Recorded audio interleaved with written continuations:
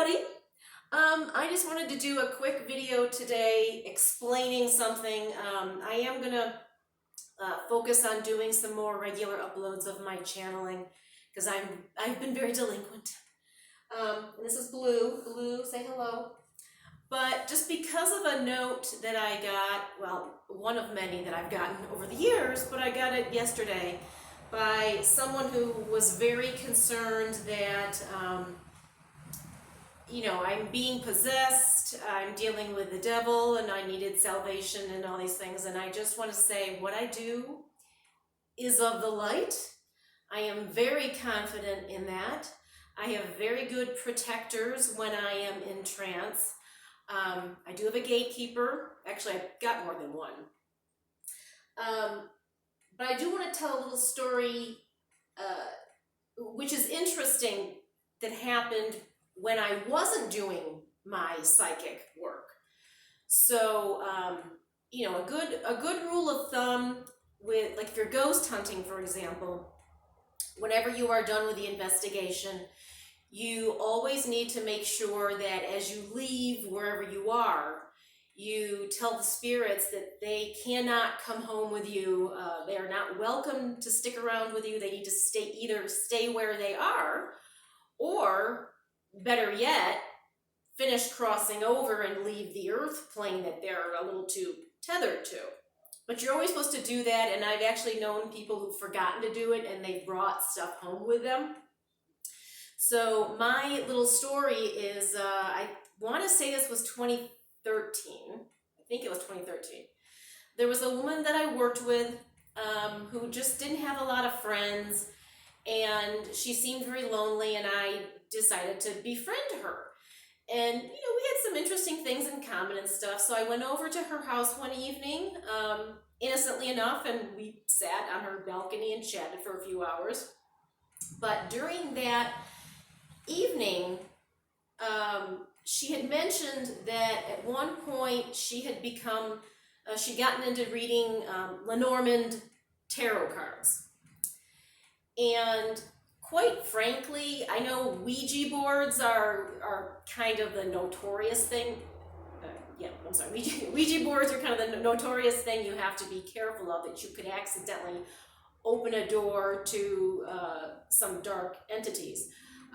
But really, any kind of oracle type item, tarot cards, pendulums, scrying, anything technically could open a door to something you don't want. And I think it's not necessarily because the item is the problem. Usually it's the person. And so what happened is she'd mentioned that she'd gotten into Lenormand cards and that she became obsessed with them. And she was telling me the story of how these cards started to tell her what to do and take her away and get her thoughts to be very concerning and stuff. And now, smartly, eventually she realized, okay, this is not good. And she got rid of them, destroyed them, and stopped doing everything and stuff. And seemingly, she thought she was then okay. But what happened next is, she wasn't clear yet. So, and why I said that it's the person that's the issue. With this woman, for example, she had a lot of emotional issues that I wasn't as aware of at first. I started to find out more about them as time went on, and then actually she kind of flipped on me at one point and got really scary. So I cut her out of my life. But so anyway, to go back, I'm hanging out with her. We were seemingly having a nice conversation. She's telling me about her obsession with these cards that really she would do them for hours and hours and hours a day. Clearly there was a problem. But I didn't think anything of it as I left her home that night, because to be honest, her apartment felt okay. I didn't notice anything particular in her apartment. But all of this, and she, oh, I know, and the background I should give is she had used to live in the Boulder, Colorado area, and she really wanted to go back there. She used to talk about it, and she got me interested in moving up to Denver and Boulder and stuff, which I actually did end up doing in 2016, but, so spent the night, chatting with her, and then went home. Everything seemed fine with me. I didn't, notice anything. But over the next few weeks, I started thinking about Denver and Boulder. Like, I hadn't been that interested in them before.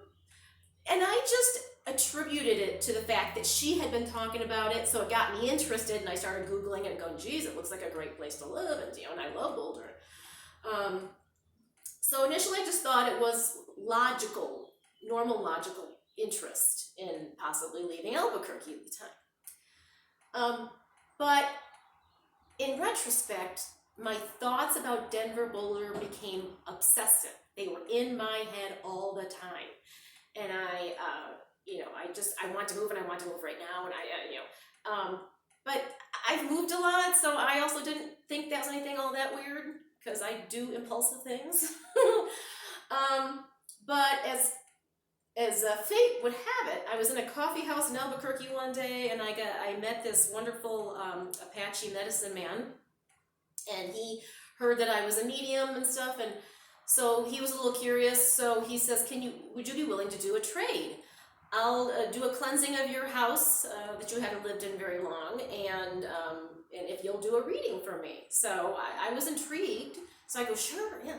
So we set up a time. He came over, and can't remember now if I read him first or if he did the cleansing first. I forgot what order was what. That doesn't really matter. But he starts to do the cleansing of my house, and he had sage and like a hawk wing and some other things that he had on a platter. And he goes to light the sage, and the sage went out. He goes to light the sage, and the sage went out. And I don't know how many times. And all of a sudden he goes, which of course concerned me. And I go, what do you mean, And he had a concerned look on his face, and he said, it should not do this. I should be able to light the sage. It should stay lit. I don't usually have this problem, and something's going on. So he says, I think your house really needs this. So he kept trying. He finally got it to stay lit. We walked from room to room to room around the whole house, did thorough cleansing. He then retested my house for any unseen friends that shouldn't be there, and it tested much different. My house did what it was supposed to do if it was a nice, clean, healthy house. But then he looked at me a little funny, and he goes, can I do a little cleansing of you? And I go, sure, me being who I am, sure, go ahead. I had no idea what was going to happen. So he stands ahead of me, and he says, I'm gonna do some work, blow smoke at you, and then pull it back. He says, don't particularly do anything, just relax and stuff, and just follow my instructions. So I'm standing there, and put my coffee down, or I might spill it. So he blows a bunch of smoke towards me and pushes it with the bird wing. And he says, take it. He says, take it in. So I did. And then he says, he just says, exhale or something. And then, I was exhaling as he was swooping the smoke and stuff away from me. Well, very dramatically, physical sensation, it knocked the wind half out of me. I felt this, from my solar plexus, I'm going to say my solar plexus chakra, this boom. This thing got ripped out of my gut, flew across the room, out the wall, and was gone. And I'm like, and it freaked me out. I'm like, what the hell was that? And he just, being who he was a very calm man, and very experienced in this kind of thing. And he just goes, yeah, I thought so. He says, you need to have this done. And then, you know, he explained to me that I had a spirit attachment that should not have been there. But what was interesting is, as you know, so he hung around a little longer and we talked and stuff like that, and then he left. And I remember I went to bed and I slept much better than I never sleep very well, but I slept way better than normal that night. Got up the next morning, and initially I didn't notice anything. But over the next day or two, I suddenly wasn't thinking about Denver or Boulder. Didn't want to move. I mean, years later I did end up moving, but the whole obsessive thoughts of moving were gone. So I will say that was very eye-opening to me in terms of you think your thoughts are yours, but they're not. But in that case, now what's interesting though, and why I'm even telling the story, because I don't want to give people fodder for saying, oh, you know, this is all dangerous. I wasn't doing my spiritual work when this happened. I was just there having a cup of coffee or doing whatever. Because when I do my channeling, when I am working officially as a medium, I call in protection. I'm very protected. So I've never had a problem. I feel confident in saying I feel very safe doing what I do. I've never had anything go wrong. But in a case like this, where I was just acting like an average person, something happened.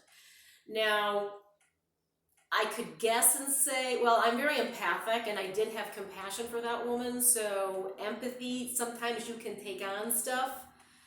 I've taken on people's physical health problems before when I was doing healing work on them because I'm too empathic, and I actually have to be really careful of that now.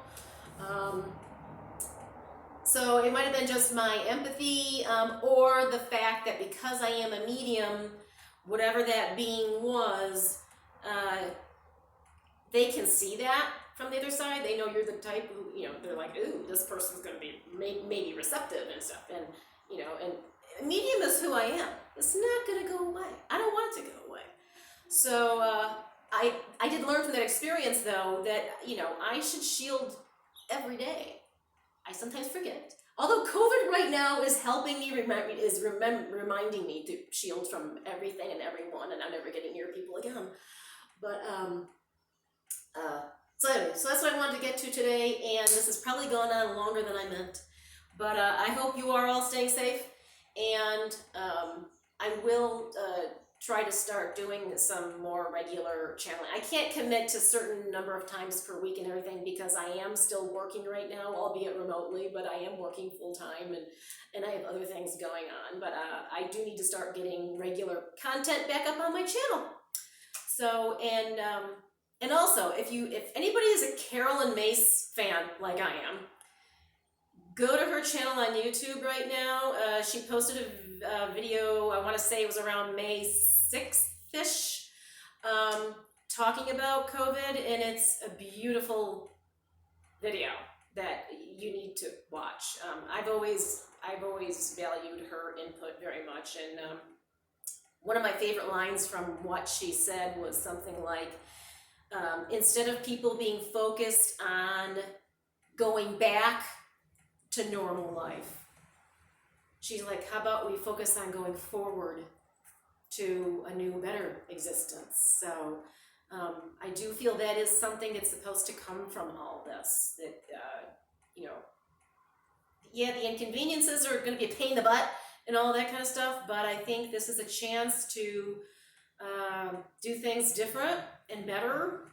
I mean, heck, just the cleaning of the air from so many less cars on the road has been awesome. I mean, they can see the Himalayas now, finally. So that's it. So I gotta go, but take care and play safe out there, everybody. Bye.